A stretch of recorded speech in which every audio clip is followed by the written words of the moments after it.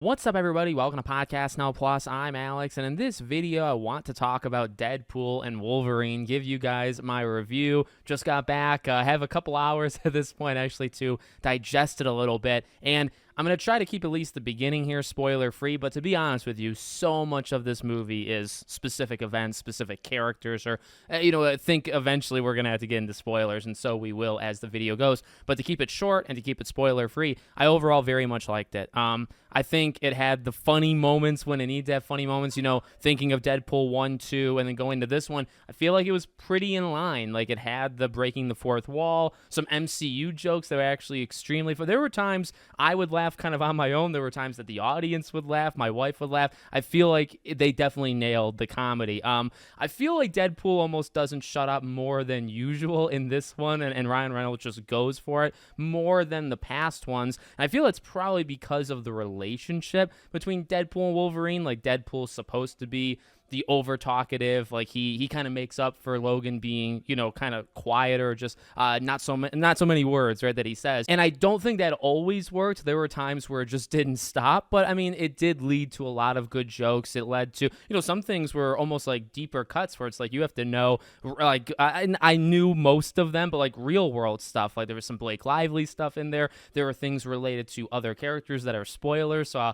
I'll kind of leave that out for now. But some deeper cuts, the MCU ones, I thought were kind of hilarious, and again, I think being necessary. Like, you got to be willing to poke fun at yourself, and I mean, I think they did it to the highest degree that they possibly could have. There was one of the lines where I think Deadpool says to Logan, like, you're joining at like the lowest point you can in the MCU, and things like that I just thought were very, very funny. Funniness and that kind of side of things was a good chunk of this movie. The action, I thought, was extremely good. I was trying to think, and I was talking to my wife before recording this. I don't know if I would say that it was more kind of brutal. Like, there were times maybe where it was more brutal than the past ones, but I actually felt at other times it wasn't as bad. You had a couple fights with Deadpool and Logan, like against each other, and those were epic, and we'll talk more about those later, but it wasn't as like brutal, which is fine. Like, I think again it was a pretty good mix of, it had action when it needed to. It was extremely well done. Whatever CG they kind of used, you couldn't really tell all that much. A lot of I think practicality. I remember seeing like the behind the scenes stuff of kind of the first fight they have, and Hugh Jackman definitely puts in the work for sure, right? So I love that. The emotional side, this is something that I wish there was more of in this movie, but I absolutely loved every time that they got to do it. There weren't too many. There definitely were too many, and I kind of wish there was a few more kind of sprinkled through, but whenever they did it, I think they're all incredibly, and not just like those two, but, there sometimes would be other people thrown into the mix. But specifically, I guess those two, like, Ryan Reynolds took off the mask was off a couple times, or more often, I would say, in this one than probably like a Deadpool 2. I think that was kind of necessary because you had some of those like deeper talks, and I think that let them take that like emotional angle to it. I think they're incredibly talented. Logan, for good chunks of this movie, are pretty one-dimensional, and then they let them open up in these more emotional moments. I kind of wish there were more of them, but whenever they did it, I really liked it. And then the big negative, I would say, and again, these are just kind of like generalized things, we'll get more specific in a second, but generally, I did think the movie was kind of a mess. There was times, like the pacing of it was probably its biggest issue, at least to me. There would be, and they'd make fun of exposition dumps, like they would say that out loud, but there were long ones, very, very long ones, because at times it was a little confusing. I almost feel it was more difficult, like, if you were really paying attention. Like, if you're trying to keep track of everything. And, I haven't seen a couple of the newer MCU stuff, so I don't think I missed anything. Like, I saw enough of Loki to understand what's going on, all that stuff. But I almost feel like if you're really trying to make everything make sense, and okay, well, this character comes from this universe, and they're jumping here, and they're doing this, they're doing that, and that gets more into spoilers, but we'll just kind of leave it there. If you're really micro-analyzing it, the movie at times moves very, very quickly, then it'll slow down, but it'll kind of do like other things. Now, there are those exposition times, but I almost feel like those don't answer the deeper, like I had deeper questions than what they were answering, I guess, if that makes sense. So I do think pacing was a bit of an issue. I think things generally were happening like for the sake of it happening. And, to be honest, like it was trying to juggle a lot of different things when this movie probably works best as like a buddy cop or like a friendship type movie between Deadpool and Wolverine. But you're juggling that, you're juggling the Fox stuff, and you're juggling moving everything into the MCU. And that's a bit much. And I think, like that part of it, I think they just didn't really know how to balance it, because balance, pacing, right? Like those kind of hot words, that's kind of what they were missing, right? And I mean, again, I don't necessarily blame it, because you're trying to do so much stuff. I think, and you could have had emotion, which they did have, but I think just a general story of these two meeting up and going on like an adventure together, which, at large, this movie kind of is, right? It's only when, okay, well, how are you supposed to get them? And Logan's dead, so like, what do you have to do there? And how are they together? And what's, all of that exterior stuff, if you're trying to make sense of it, I think that got like bogged down in the details and in the too like all over the place kind of pacing that they had in the movie. That would be my biggest, weakness of it. And I was kind of warned about that going into it. I do agree with that side of things. I thought overall, I definitely like the movie. I'd say borderline love. I think I'd have to watch it more times to say that word, to say love. But I loved individual moments. I loved individual kind of themes or features of it. And I mean, genuinely serious, whenever they would have like a heart-to-heart conversation, whatever the situation might be, whatever characters were kind of getting matched in it, I thought it was like a 10 out of 10. I really enjoyed it. Wish there was more of it, but overall, I think this movie was really, really good. It just, again, I think it was trying to balance too many things. So that's spoiler-free. To get into the spoilers, let's, just kind of like throw things out, I guess. Cameos were freaking insane. I remember seeing rumors of Elektra and Jennifer Garner doing it. I did not know she was in the movie. So I honestly forgot about those rumors. Like I remember there were being talk like a year plus ago about maybe she was even on set and all that jazz.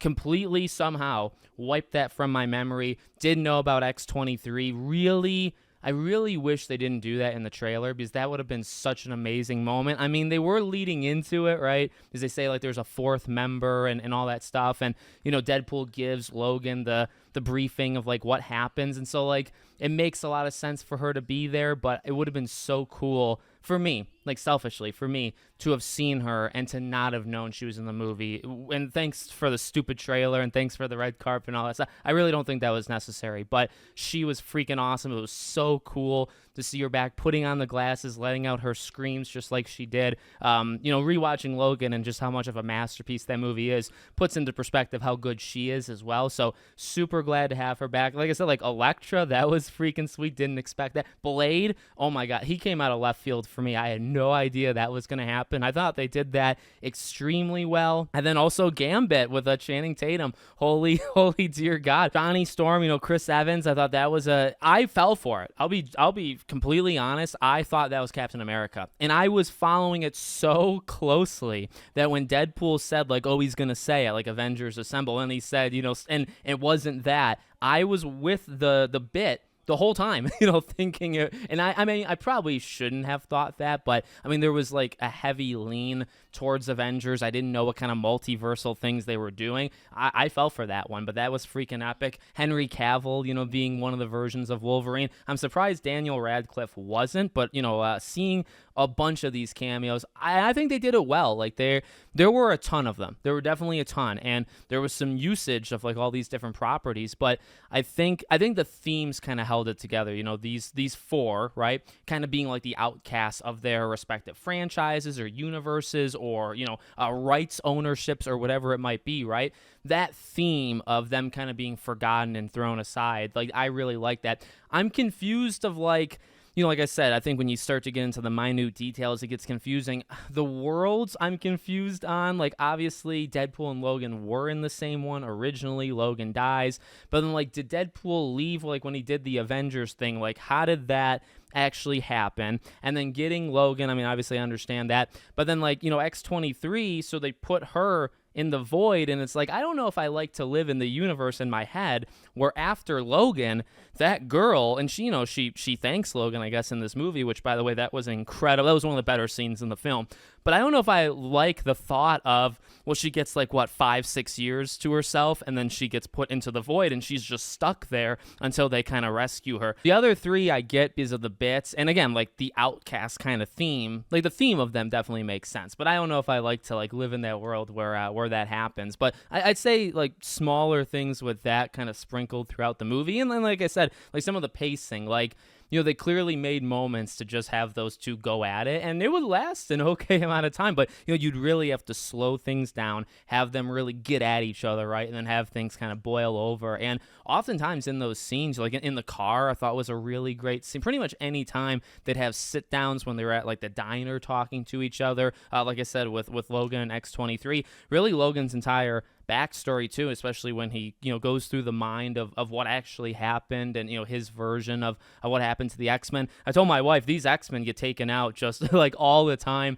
sometimes for better reasons than others, right? In Logan's universe, Charles just like completely fries them, but in this Logan's one, right, humans just, and it could be like enhanced humans or something, but humans just go hunting them and storm, I guess, his school and just like absolutely murder them all, and Logan's just gone and comes back. I feel like they die a little bit too easily, but even hearing some of the stories of like Magneto being killed in the void, or Doctor Strange being like, those things are cool. Those things are, I think, kind of harmless Easter eggs where it's like you don't have to think about it too much. You have the sling ring or whatever just to get them back. Like, those are cool things to throw in there. Again, I think the movie in individual parts and largely as a whole definitely did work, right? But it was trying to balance, and I think it ultimately accomplished its goal. It's this buddy film of them going off on an adventure, you getting the fights you always wanted, one of them talking so much and the other one swearing every 3 words, right? Which is pretty much what Logan did. You had all that, and that to its core, I think, is what a lot of people wanted, right? But you had to kind of deal with like the fallout of, well, we got to address this Logan thing, and then there's characters that are kind of attached to that. So we have to figure that out. Then we have to basically give Deadpool an in to the MCU, which was pretty much the pitch, with the TVA in the beginning, which is, hey, you can join the sacred timeline. You'll jump in, not just to be an Avenger, but you'll jump in so that the universes are, kind of aligned now. And I think that's probably where the movie was at its weakest, because it is impactful, I guess, but it just doesn't hit as much, because I think you go through like the same tropes that we've been through, enough times with a lot of these. And granted, again, they would make fun of those things. They would call those things out, but they kind of got into the redundancies and the tropes that we've seen before.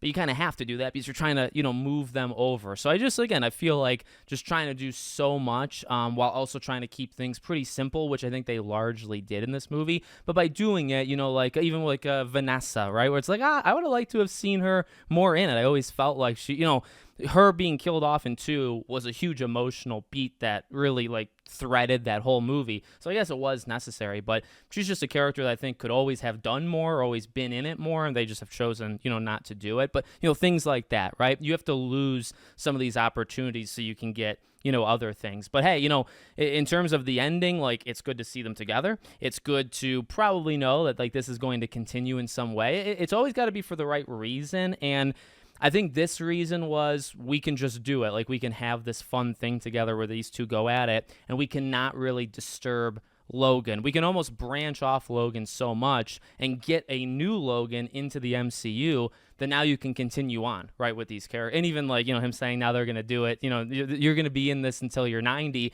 That might not be a joke. I mean, it is a joke, and he said it twice, but it might not be that much of a joke because Hugh Jackman, I feel like, is going to be locked up to some Disney contract. But again, like, I don't know, got to be for the right reasons, right? Like, if they're in Avengers and stuff, should probably be short, not like main things, especially at their age as they continue to get older. Being X-23 being brought in, thank God, because I wouldn't have wanted her. Like, when they left the void and you leave those, it's like, okay, well, they did the wink for Blade where he's like, there's only been one, there's only ever going to be, just him, and Deadpool looks at the camera. It's like, okay, Elektra, like that, long past the time there. Channing Tatum, which, by the way, I thought that was freaking awesome. You couldn't understand a word he said. They were aware of that as well, all that jazz. But then, like, she's there, and it's like, you're leaving her there? Because, again, like, that hurts, I think, a little bit of the legacy of Logan. So thank God, you bring her in, probably in terms of, Young Avengers and stuff. And to be honest with you, she, for me, is the best character, of that group, of all the younger people that they have,